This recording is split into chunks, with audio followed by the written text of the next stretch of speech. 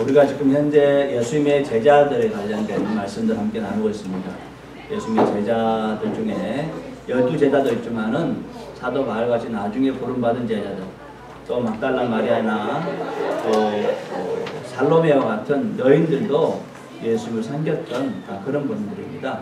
그래서 그런 분들의 믿음과 섬겼던 내용들을 함께 살펴보면서 우리도 어떻게 하면 예수님을 더 잘 섬겨볼까, 어떻게 하면 예수님을 잘 또 증거해볼까, 예수의 제자로 살아볼까 하는 그런 차원에서 말씀 나누고 있습니다. 오늘 그 세 번째로 세 자루의 칼, 바돌롬의 다른 이름으로는 나다나이라는 제자를 함께 살펴보고자 합니다. 예수님의 제자 가운데는 우리가 잘 아는 알려진 그런 제자가 있는가 하면은 전혀 생소한 그런 제자들도 있어요. 오늘 우리가 함께 나누게 될 이 제자는 우리가 잘 모르는 또 생소한 그런 이름을 가진 제자입니다. 그 이름은 바로 바돌로메입니다. 바라는 말씀은 아들이라는 뜻이라고 말씀드렸습니다. 바돌로메, 또 바요나, 또 바디메오. 이 바라는 뜻은 아들이죠. 그래서 바돌로메 그러면은 돌로메의 아들, 그런 말입니다. 돌로메의 아들. 그래서 바돌로메는 자신의 본 이름이 아니에요. 그냥 긴가로의 아들, 그런 뜻이거든요. 돌로메의 아들. 바돌로메라 하는 이름은 자기의 이름이 아니에요. 그렇다면 바돌로메의 진짜 이름이 무엇일까? 자기의 본명이 무엇일까? 마태복음 10장 2절 4절 말씀 같이 한번 보겠습니다. 시작. 12사도의 이름은 이러하니 베드로라는 시몬을 비롯하여 그의 형제 안드레와 세베대의 아들 야고보와 그의 형제 요한, 빌립과 바돌로메, 도마와 세리마테, 알페의 아들 야고보와 다데오, 가나안인 시몬 및 다른 유다 곧 예수를 반 자라. 마태, 마가, 누가는 빌립을 소개할 때 항상 그 옆에 바돌로메라는 사람을 같이 소개하고 있어요. 빌립, 바돌로메, 빌립과 바돌로메. 그런데 요한복음에 보면은 바돌로메라는 사람이 없고 나다나엘이라는 사람이 나옵니다. 요한복음 21장 2절 말씀 보겠습니다. 시작. 시몬 베드로와 디모데라 하는 도마와 갈릴리 가나 사람 나다나엘과 세베대의 아들들과 또 다른 제자 둘이 함께 있더니, 예수님께 십자가 못 박혀 죽으시고 장사 저녁에 나자 제자들이 실망을 했어요. 예수를 따르던 그 스승님이 돌아가셨으니까 제자들이 실망해가지고 그들의 본업대로 갈릴리 호수 가서 고기를 잡고 있었어요. 근데 예수님께서 부활하셔가지고 갈릴리 호수에 나타났어요. 그 갈릴리 호수에서 고기를 잡고 있던 제자들이 7명이었거든요. 그 7명의 제자 가운데 나다나엘이 나오는 것입니다. 그러니까 마태, 마가, 누가 이 세 복음서에는 나오지 않는 나다나엘이라는 제자가 갑자기 요한복음에서 예수님의 부활 장면에 그 나다나엘이 나오는 것입니다. 그렇다면 예수님의 제자가 12명이 아니라 13명이란 말인가? 그렇지 않습니다. 말씀드렸듯이 바돌로메의 진짜 이름이 바로 나다나엘이에요. 아버지 돌로메가 아이의 이름을 낳을 때 나다나엘이라는 이름을 지었어요. 나다나엘이라는 이름은 하나님의 선물, The Gift of God, 하나님의 선물이라는 뜻입니다. 얼마나 귀하고 아름다운 아이였으면 하나님께서 내게 주신 아들이다, 그런 마음을 가지고 하나님의 선물 나다나엘이라 이렇게 이름을 지었습니다. 여러분들도 하나님께서 여러분을 땅에 보내주셨어요. 그래서 부모님도 여러분 이럴 때 다 의미를 가지고 지었습니다. 어저께 라길이 이야기 들어봤는데 일자가 나를 일자는 평범한 사람이 되고, 이 이 한일자는 좀 의미 있고 큰 그런 일을 감당할 수 있는 그런 이름이다 해서 락일이라고 지었다는 거죠. 부모가 이름 하나 지을 때도 얼마나 신경을 씁니까? 신경을 쓰고 잘 때는 마음으로, 사랑스러운 마음으로 이름을 지어줘요. 우리 주님께서 여러분의 이름을 부르시고 또 지어주시고, 그렇게 여러분의 이름을 하나님 나라의 생명으로 기록할 때 그런 의미를 가지고 다 생명으로 기록하시는 거예요. 하나님께서 아브라함의 이름을 창대케 하신 것처럼 여러분의 이름, 여러분 자녀 이름을 창대케 해주시기를 주의 이름을 간절히 축원드립니다. 아멘. 주님께서 바돌로메를 통해서 주시는 첫 번째 메시지가 무엇인가? 그것은 서로가 서로에게 도움을 주는, 유익을 주는 그런 사람으로 살라는 말씀입니다. 요한복음 오늘 본문 1장 45절 말씀 같이 읽어보겠습니다. 큰 소리로. 한글 다 읽을 줄 아시죠? 크게 한번 읽어. 시작. 빌립이 나다나엘을 찾아 이르되 모세가 율법에 기록하였고 여러 선지자가 기록한 그 일을 우리가 만났으니 요셉의 아들 나사렛 예수니라. 예수님께서 가장 먼저 부르신 제자 이름은 안드레입니다. 안드레가 그의 형 베드로를 예수님께 소개했어요. 그 다음날 예수님께서 길을 가다가 빌립을 향하여 나를 따라오너라 고 빌립을 초청했어요. 빌립이 예수를 만나고 보니까 이분이 모세와 율법과 선지자들이 예언했던 그분이라는 거죠. 그이. 성경에 보면 그이. 여러 선지자가 기록한 그이를 우리가 만났다. 이 그이라는 것은 메시아를 말하는 것입니다. 빌립이 예수를 만나보니까 이 예수님이 메시아라는 거죠. 그래서 나다나엘에게 찾아가서 모세와 선지자에게 소개됐던, 예언됐던 그 일을 내가 만났다. 이렇게 예수님을 소개하는 거예요. 나다나엘은 친구 빌립의 소개를 받고 예수님께 나왔어요. 예수님을 만나고 예수님의 제자가 되고 예수에서 숨겼던 사람. 그래서 예수님이 12제자라는 그 존귀한 이름 가운데 나다나엘 이름이 들어간 것입니다. 빌립 친구를 잘 사귀었더니 예수를 말미암아 구원받고 하나님의 자녀가 되고 예수를 증거한 특권을 누리게 되고 영생을 누리는 12제자가 됐다는 사실. 친구를 잘 만나.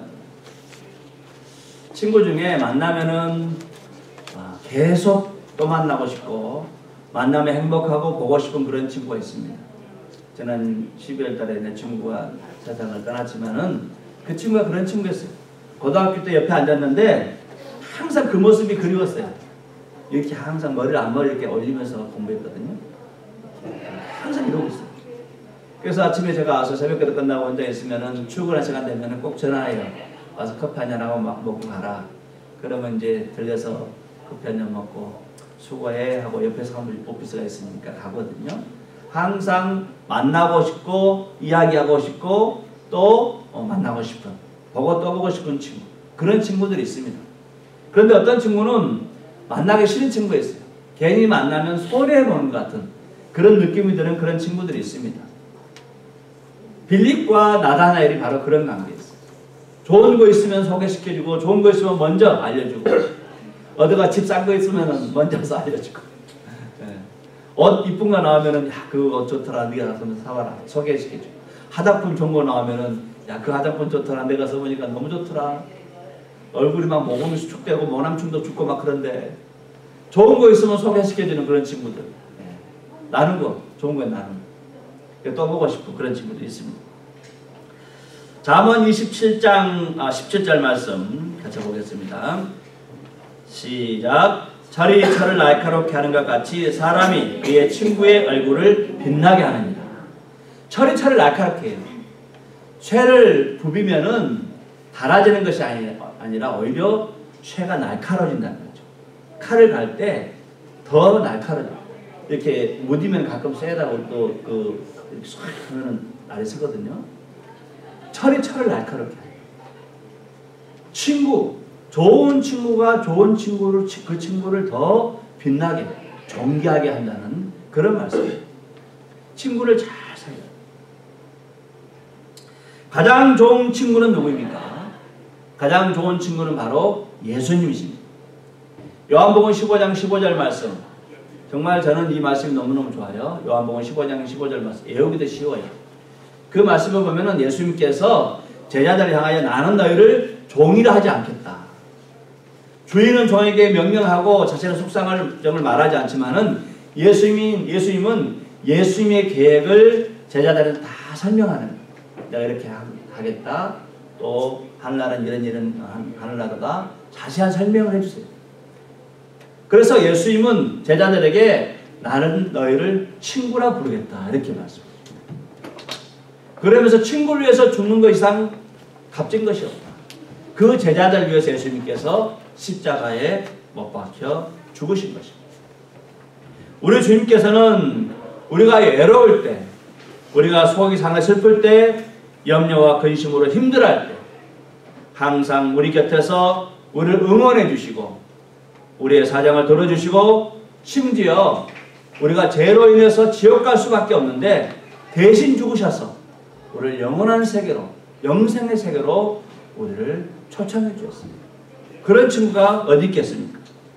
그러므로 사랑하는 성도 여러분들, 좋은 친구를 많이 사귀시기 바랍니다. 좋은 친구를 많이 사귀시되 예수님을 가장 좋은 친구로 삼으셔서 우리 주님께서 축복하신 그 모든 축복들을 받아 누리는 우리 모든 성도 되기를 주의 이름으로 간절히 축원드립니다. 아멘. 두 번째, 바돌로마를 통해 주시는 메시지는 책망과 꾸지람보다는 칭찬과 축복이 사람을 변화시킨다는 거예요. 책망과 꾸지람보다도 칭찬과 축복이 사람을 변화시킨다. 요한복음 1장 47절 같이 보겠습니다. 시작.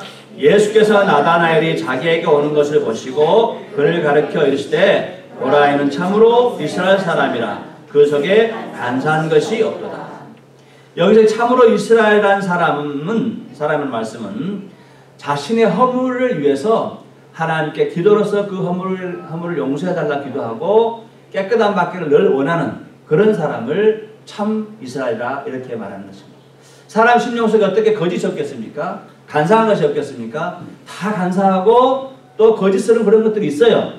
그럼에도 불구하고 이 나다나엘은 자기 안에 있는 그런 것들을 하나님께 기도함으로 해결했어. 하나님 용서해 주세요. 내 안에 거짓이 있습니다. 부정한 거 있습니다. 자비로 용서해 주세요. 늘 자기 마음속에 있는 더러운 찌꺼기 같은 그런 것들을 하나님 앞에 내놓고 해결받고 정결한 그런 사람이 되려고 애를 썼다는 거죠. 그러니까 예수님께서 그를 참으로 이스라엘 사람이다. 그 속에 간사한 것이 없다. 이렇게 말씀해 주고 계시는 것입니다. 사실 나다나엘은 예수님을 무시했어요. 예수님을 좀 업수히 여겼어요. 나다나엘이 예수님께 나오기 전에 빌립과 나다나엘과 이야기를 했어. 빌립이 요셉의 아들 나사렛 예수가 우리가 기도하고 우리가 기다렸던 그 메시아다. 그이다. 이렇게 이야기했거든요. 그랬더니 나다나엘이 나사렛에서 무슨 선한 것이 나겠느냐 이렇게 이야기해요. 나사렛 동네는 파리들이 우글거리는 아주 그런 빈촌이에요. 거기서 이스라엘 다스리는 그런 왕과 메시아가 나올 수가 없다는 거죠. 요셉의 아들 나사렛 예수니라. 그랬을 때 나다나엘은 예수님을 무시합니다. 그랬음에도 불구하고 예수님은 나다나엘을 어떻게 했어요? 참으로 이스라엘 사람이다. 이만한 사람을 만나본 적이 없다. 그 속에 간사한 것이 없다고 오히려 나다나엘을 칭찬하고 축복하는 거예요. 예수님은 자기를 무시한 그 나다나엘을 향하여 오히려 축복하는 거예요. 칭찬하는 거예요. 마크 트웨인이라는 사람은 나는 다른 사람에게 칭찬을 들으면 적어도 2달은 행복해진다. 이런 고백을 했습니다. 다른 사람이 자기를 칭찬하고 격려해주는 그런 말 들으면 2달 동안은 해피하다는 거죠. 칭찬은 그 포악한 범고래를 춤추게 한다는 책이 있어요. 칭찬은 고래도 춤추게 한다. 변호사들이 고래 중에 가장 포악한 범고래를 훈련시킬 때 칭찬을 한다고 해요. 막 무담을 혼내고 그런 것보다도 그 사나운 범고를 훈련시킬 때 칭찬한다. 그러면 이 범고래가 그 전원사의 칭찬을 듣고 춤을 춘다고 그래요. 춤을 춘다. 어떻게 춤을 추는지는 모르겠지만은 춤을 춘다고. 왜? 자기를 인정해 주니까. 자기를 좋게 봐주니까. 예. 범고래가 감동받아가지고 그 앞에서 댄스를 춘다 했습니다. 그만큼 칭찬이 사람을 변화시킵니다. 안정적인 가정이 되려고 하면은 긍정적인 말과 부정적인 말의 비율이 5대 1 정도가 되면은 그 가정은 안정적인 가정이 된다고 해요. 사랑합니다. 축복합니다. 오늘 힘들었지? 아, 오늘 반찬 되게 맛있네. 오늘 화장발 좀 받았네요. 오늘 예쁘게 보이네요. 또 잘못했으면 미안해. 이런 긍정적이고 축복하는 말. 그런 말의 비율이 5이고 너는 하는 것이 왜 다 그 모양이냐? 하는 것마다 다 이렇게 왜 이렇게 잘 못하니? 이렇게 핀잔하고 꾸지람하고 책망하는 말의 비율이 하나. 그래서 5대 1 비율 되면은 이 집안은 밸런스가 맞는 안정적인 집안이라고 이렇게 말해요. 우리 마음속에는 감정저축은행이 있다고 해요. 감정저축은행. 그래서 감정에 긍정적이고 축복하고 위로하고 격려하는 그런 말이 들어가 있으면은 이 5개의 그런 말이 부정적이고 자기에게 상처를 주는 말이 하나가 들어왔을 때 그것이 제로로 만든다고. 5번 긍정의 말, 한 번에 상처 주는 말. 이렇게 했을 때 서로 커버가 됩니다. 그런데 만약에 상처 주고 비난하는 말이 더 많고 2-3가지 더 많고 이쪽이 뭐 2-3가지로 더 내려갔다. 그러면은 이 재료 상태에서 마이너스, 은행 잔고가 마이너스가 되어버립니다. 우리 마음의 감정저축은행이 마이너스 계좌가 되어버린 거예요. 그러면 그 사람 심장이 어떻게 되겠어요? 안정적이지 못하고 언밸런스한 거예요. 아주 불안해지는 거예요. 그래서 나중에는 마음의 질병이 오기 시작합니다. 또 삐뚤어지기 시작하는 거예요. 그래서 좀 하고 싶은 말이 있지만 참고 오히려 칭찬하고 격려하고. 예수님께서 그랬지 않습니까? 너 왜 나를 무시해? 이렇게 하는 것이 아니라 오히려 더 축복하지 않습니까? 더 축복하고 더 칭찬하고. 20대 1의 비율 정도. 긍정적이고 축복하고 위로하는 말이 20이고 좀 핀잔하고 책망하는 말이 하나다. 그렇게 했을 때 20대 1의 비율을 했을 때 최고로 행복한 가정이 된다. 우리는 뭐 최고로 행복한 가정을 되지 못해도 안정적인 가정은 될 수 있을 거예요. 안정적인 가정. 이렇게 좀 좋은 말. 제가 저에게 애들 오는 아이들 우리 교회 다니는 애들 왜 이렇게 다 멋있을까? 다 예쁠까? 하는 이유가 있습니다. 한 번도 교회 와서 그런 소속감이라든가 그런 칭찬이라든가 그런 바운더리 안에 있지 않다가 이 교회에 들어오니까 애들이 다 예쁘고 잘생기고 멋있어지는 거예요. 근데 그 말을 들으면은 애들이 굉장히 프라이드를 가집니다. 그래서 평소에는 그냥 평범한 아이예요. 눈에 띄지도 않아요. 근데 그 말을 하게 되는 순간 또 듣는 순간 이게 얼굴이 벌써 달라져요. 애들이 행동이 달라져요. 또 갖고 있는 것도 달라져요. 또 보는 사람도 그런 선입관을 가지고 봐요. 아, 멋있는 애들, 이쁜 애들, 잘생긴 애들. 지난번에 땡스기빙 때 밖에서 파티하는데 어느 어머니께서 우리 애들 교회 애들 같이 이제 고기 구워 먹고 파티하고 있는데 자기 아들하고 아들 친구들한테 이야기하는 그 아들 친구들 교회 우리 교회 안 다니거든요. 야, 얼마인데 제일 예쁘고 잘생긴 애들 여기 다 있어. 그 어머니 우연히 우리 교회 왔다가 밥 먹으러 갔다가 애들 보고는 자기 아들하고 자기 아들 친구들 전화하는 거예요. 빨리 와, 여기 얼마인데 잘생기고 예쁜 애들 다 여기 와 있어. 밥 먹을 때 어쩔 때는 이제 밥맛이 좋을 때도 있고 밥맛이 없을 때도 있어요. 그렇죠? 또 그 음식 해주는 분이 그날 또 기분이 좀 안 돼가지고 굉장히 짜게 할 수도 있거든요. 또 소금을 막 집어넣어가지고 굉장히 짜게 할 수도 있고 자기 나름대로 뭐 맛있게 한다고 했는데 맛이 안 날 수가 있어요. 음식을 먹으신 분이 밥맛이 없거나 또 음식이 맛없다고 해서 아이 음식이 이렇게 짜냐 또 맛이 없냐 이러면은 그 순간부터 그 음식이 맛이 없어져요. 신기하게. 근데 맛없는 음식 아주 정말 못 먹겠다 하고 맛없는 음식도 맛있네. 누가 이렇게 맛있게 만들었지? 하고 먹는 순간 그 뱃속에서 소화액이 나오기 시작해요. 소화액이 나와가지고 아무리 맛없는 음식도 맛있게 되고 그게 몸으로 가고 건강으로 가는 거예요. 하나님께서 그렇게 만들어 놓으셨습니다. 왜? 하나님께 태초에 천지를 창조하시고 사람을 만드시는 그런 과정 속에서 매일매일 보시고 참으로 하나님 보시기에 좋았다라고 말씀했어요. 자기가 하나님 자신이 만들어 놓는 그 피조물을 향하여 버시기 좋았더라고 말씀하는 거예요. 사람을 만들어 놓고 버시기 좋았더라고 말해요. 근데 사람들 어떻게 해요?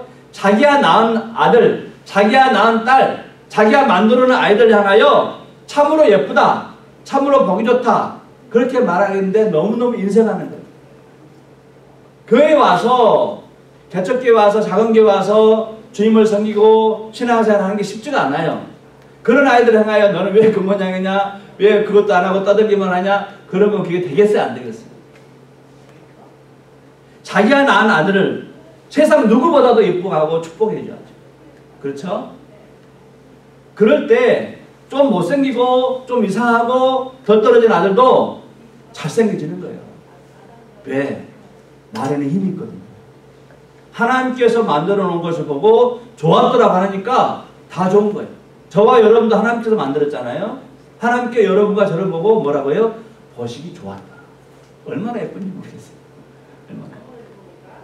여러분들 낳은 아들들, 딸들 얼마나 사랑의 눈으로 보면은 세상 그 무엇보다도 예쁠 수가 없어요. 아름다울 수 없어요. 목자의 눈으로 보면은 교회 문에 들어오는 모든 그 울타리 안에 있는 이 아이들, 이 생명들은 세상 금은보화보다도 더 귀하고 아름다워. 목자의 눈으로 보면. 아버지의 심령으로, 부모님의 심령으로 보면은 아무리 제가 세상에서 죄를 짓고 잘못하고 세상에서 꼴찌를 하건 무엇을 하든 간에 이 울타리 안에 들어온 아이들은 그 세상 누구보다도 귀하고 값주고 보배로운 그런 아이들입니다.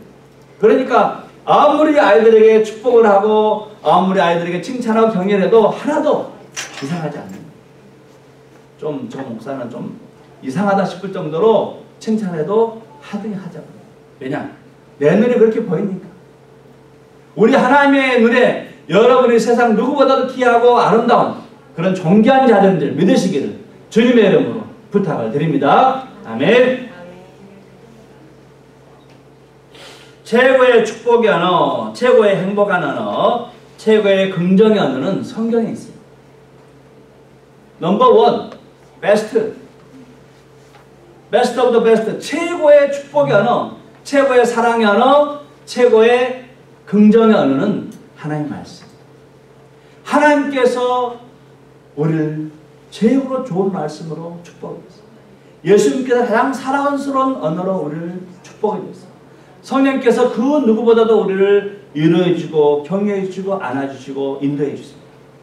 그래서 이 성경 말씀에 세계 최고, 세상 최고의 아름다운 언어들, 축복의 말씀, 긍정의 메시지들이 여기 안에 들어있어요.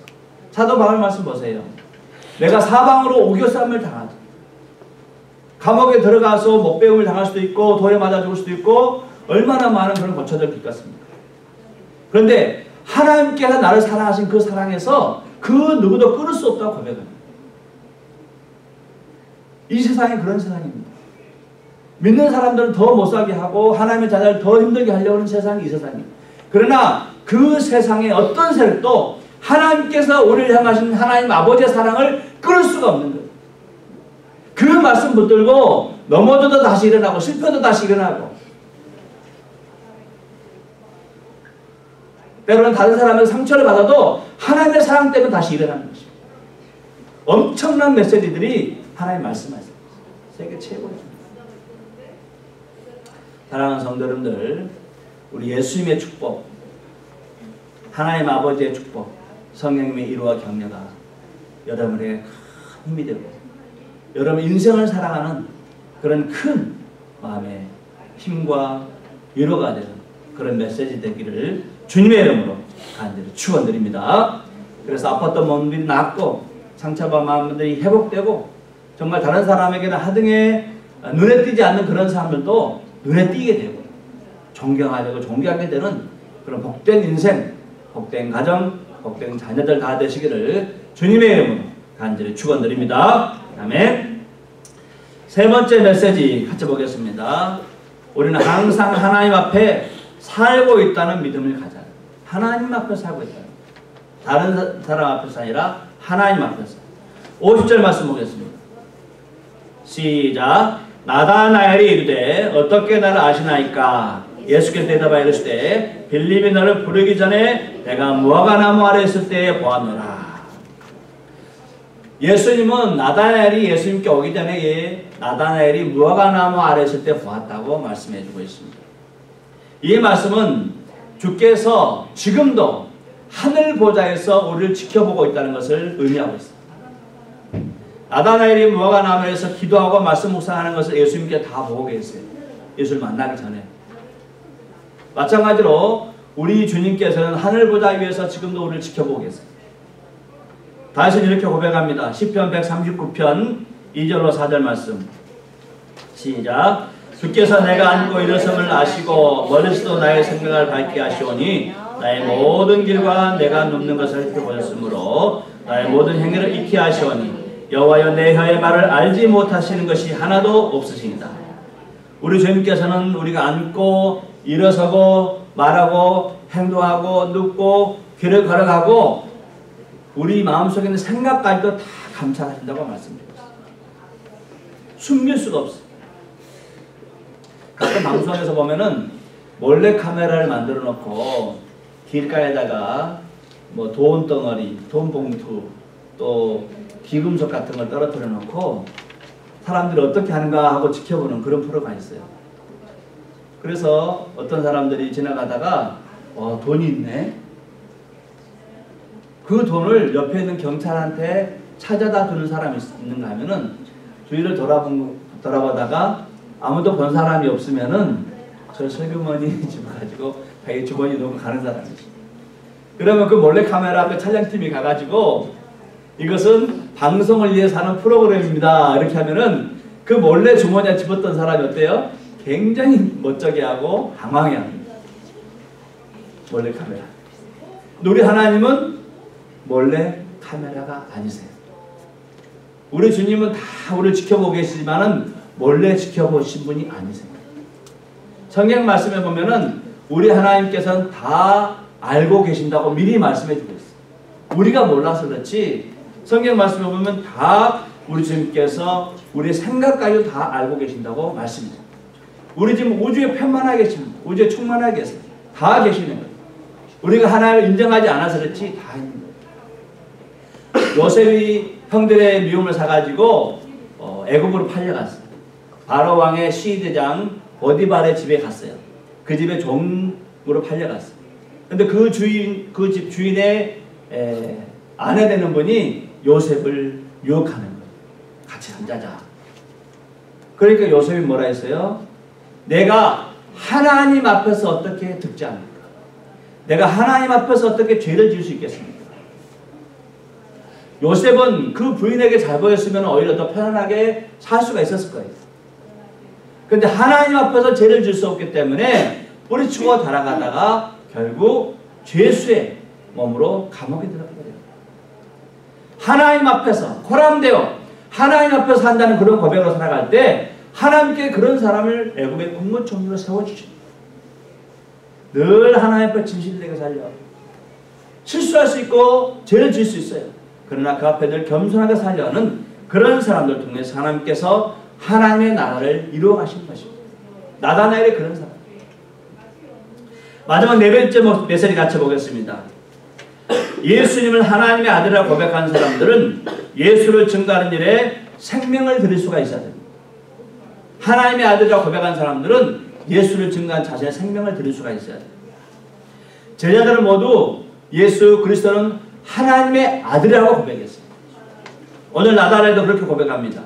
49절 시작. 나다나엘이 대답하되 당신은 하나님의 아들이시요 당신은 이스라엘의 임금이로소이다. 초대교회 성도들은 예수 그리스도께서 하나님의 아들이라고 고백하는 사람들은 다 아주 무시무시한 그런 형을 당해서 순교됐습니다. 그럼에도 불구하고 이들은 다 예수 그리스도 하나님의 아들이라고 고백했습니다. 어떤 사람들은 사자의 밥이 되기도 하고 또 어떤 사람들은 노마 시내를 밝히는 햇불처럼 그의 전신에 불을 태워서 죽기도 했어요. 촛불에 살짝만 대도 얼마나 아픕니까? 그런데 자신의 몸에다가 그냥 불을 붙여서 태우는 거예요. 노마 시대를 밝힙니다. 사자의 밥이 되기도 하고 굶어 죽기도 했습니다. 또 어떤 형벌은 여러분들 가끔 악기 중에 그런 악기 있어요. 팀파니라는 악기 있어요. 팀파니. 둥둥둥둥둥 굉장히 큰 북전을 들리고 있거든요. 교회도 보면 그런 거 있어요. 2개짜리 놔두고 둥둥둥둥 소리가 굉장히 경쾌하고 좋습니다. 초대교회 기독교인들을 참수하기 위해서 내린 형벌 가운데 팀판원이라는 형벌이 있습니다. 팀판원. 팀판원의 원뜻은 두드리다. 쇠망치로 두드리는 거예요. 살아있는 사람을 쇠망치로 두드려가지고 뼈마디가 으스러지고 골이 깨지고 피가 물이 다 쏟아지도록 때리는 거예요. 계속. 이게 바로 팀파논의 그렇죠. 그 팀파논에서 나온 악기가 바로 팀판입니다. 사람을 때려가지고 그 가죽을 만든 악기, 팀판. 교회에서 그 악기가 연주할 때마다 저는 그 생각을 해요. 초대교회 성도들은 자신의 신앙을 지키기 위해서 저 모진 형벌도 간다. 얼마나 처참한지 모릅니다. 초대교회 시절 역사가였던 유세비유라는 사람이 있어요. 유세비유서. 이 사람은 유명한 초대교회 그 교회사가입니다. 그의 즉 교회사에서 판타누스라는 사람을 소개하고 있습니다. 이 판타누스가 성령의 인도하심을 받아서 인도 지방에 가서 복음을 전할 때 놀라운 사실을 발견하게 됐어요. 자신이 오기 전부터 이미 인도 사람들이 예수 그리스도의 복음에 대해서 너무나 잘 알고 있어요. 그는 총회 선교부에 보내는 편지에 이렇게 언급했습니다. 나 판타누스는 알렉산드리아 총회 본부에 인도 지역 전도 결과에 관해서 보고합니다. 예수의 사도 중 한 사람인 바돌로메가 이미 인도 사람들에게 전도하였을 뿐만 아니라 히브리어로 기록된 마태복음을 그들에게 전하였습니다. 인도 사람들은 지금도 히브리어 마태복음을 소중하게 보존하고 있습니다. 판타누스 사람이 인도로 가기 전에 이미 히브리어로 된 마태복음을 바돌로메, 나다나엘이 가서 증거했다는 거죠. 마태복음은 유대인들, 히브리 말을 쓰는 유대인들한테 복음을 증거하기 위해서 쓴 서신서가 바로 마태복음입니다.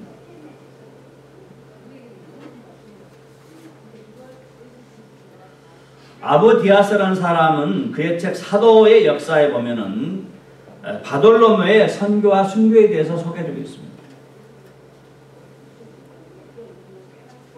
바돌로메가 지금의 터키 지역 옆에 보면은 아르메니아라는 아주 작은 나라가 있습니다. 지도에 보면 거의 잘 보이지도 않아요. 아르메니아. 이 아르메니아 가서 복음을 전할 때 그때 당시 왕 폴리미오라는 사람이 왕이었어요. 근데 폴리미오의 딸이 병들어 죽게 생겼어요. 그때 바돌로메가 가서 기도해주고 그 딸을 살려줬어요.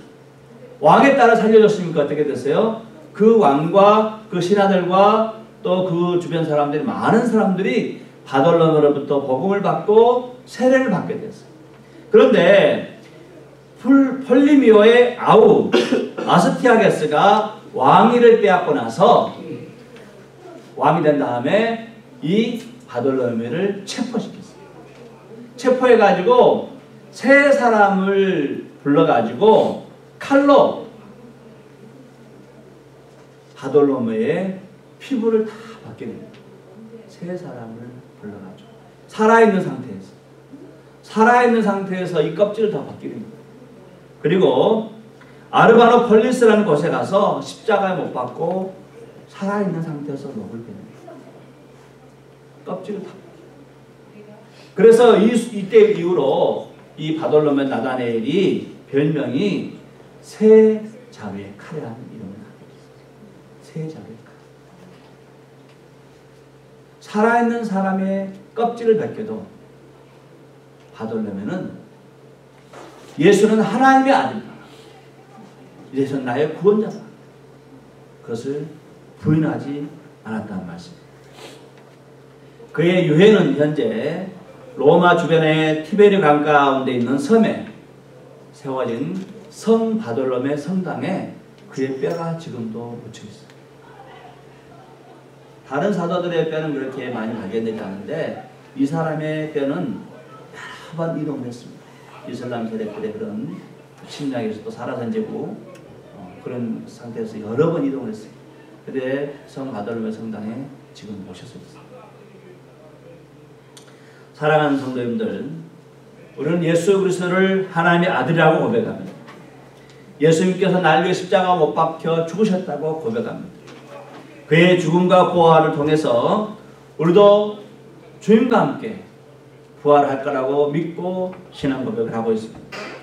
그렇다면 우리도 나다나엘처럼 살갗이 벗겨지는 그런 상황에서 나다나엘처럼 순교할 수 있어야 된다는 것입니다. 왜냐? 나다나엘이 믿고 있는 그 예수, 우리가 믿고 있고, 나다나엘의 신앙 고백한 그 신앙 고백 우리도 지금도 하고 있습니다. 예수는 하나님의 아들이시오 살아계신 그리스도다. 우리도 똑같이 고백하고 있습니다. 그런데 우리는 그걸 잘 못해요. 그런 자신이 없어요. 나다나엘처럼 정말 죽기까지 신앙을 지켰다. 그런 고백하기가 상당히 어렵습니다. 똑같은 신앙 고백을 하고 있는 거예요. 하루에 몇 번씩 세상과 타협하고 순교자리 걸어가는 것이 아니라 오히려 타협의 길을 걸어가고 있습니다. 이전 성령께서 오셔서 우리 심령 가운데 나다나엘과 같이 어떤 환경과 어려운 환경이 있더라도 예수는 그리스도십니다. 예수는 하나님의 아들이십니다. 이런 고백할 수 있는 그런 담대한 믿음을 주시기를 주님의 이름으로 간절히 축원드립니다. 이 믿음이 교회를 살리고 가정을 살리고 자녀들을 살리는 것입니다. 얼마나 세상이 악하고 타락했는지 모릅니다. 동성역에 해도 사람들 가슴을 치고 통곡을 하지 않아요. 그만큼 세상이 오염되셔도 그만큼 무뎌되어 있는 거예요. 성령께서 우리 가슴 속에 나다나엘같이 어떤 환경이 있든지 간에 예수를 위해서 순교하는 삶을 살겠습니다. 타협하지 않겠습니다. 때로는 손해를 보고 때로는 다른 사람의 미움을 받아도 이 신앙만큼은 지켰습니다. 우리 아이들도 마찬가지입니다. 세상에서 아이들을 사람답게 키울 수 있는 방법은 없어요. 제대로 정말 하나님께서 원하신 그런 길로 키울 수 있는 방법은 없습니다. 오직 예수 그리스도밖에 없습니다. 사랑하는 자녀들에게 성령께서 오셔서 축복을 주시고 믿음을 주셔서 세상을 이길 수 있는 믿음을 주시기를 주의 이름으로 간절히 축원드립니다. 그래서 우리 모두가 예수 안에서 잘되고 예수 안에서 형통하고 예수 안에서 여유롭고 예수 안에서 건강해질 뿐만 아니라 예수를 위해서 순교할 수 있는 그런 믿음으로 살아서 우리 주 앞에 존귀한 자들 다 되시기를 주의 이름으로 간절히 축원드립니다. 아멘.